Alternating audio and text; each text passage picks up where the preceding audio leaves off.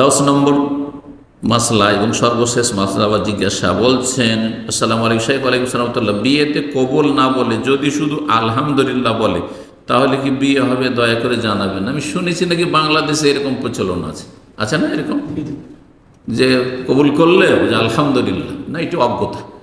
আরে আলহামদুলিল্লাহ সবসময় আলহামদুলিল্লাহ আলা করলে আল, কিন্তু আপনাকে কবুল করতে বলা হচ্ছে, আপনি আলহামদুলিল্লাহ কেন বলবেন না? আরে আলহামদুলিল্লাহ কবুলের উপরেও হইতে পারে, আবার না আমি কবুল করবো না এটাও তো হইতে পারে, যে আলহামদুলিল্লাহ আমি কবুল করলাম না, এটা তো হইতে পারে পছন্দ নয় সেই জন্য। সুতরাং এই আলহামদুলিল্লাহ বলা যথেষ্ট নয়। হ্যাঁ, এটি জেহালত, অজ্ঞতা। আলহামদুলিল্লাহর জায়গায় আলহামদুলিল্লাহ বলবেন, বলেন কবুল করলাম আলহামদুলিল্লাহ, এটা ঠিক আছে। জি, আর শুধু আলহামদুলিল্লাহ বলবেন এটা যথেষ্ট নয়। তবে যার বিয়ে হয়ে গেছে এরকম অবস্থায়, আর সমাজের লোকেরা এটা উর্ফে মেনে নিচ্ছে যে আলহামদুলিল্লাহ মানে হ্যাঁ, তাহলে যাদের হয়ে গেছে ঠিক আছে, কিন্তু আগামী দিনে যারা বিয়ে করবেন আলহামদুলিল্লাহ বলবেন যে না, আমাদের জন্য জায়েজ নয় এটা।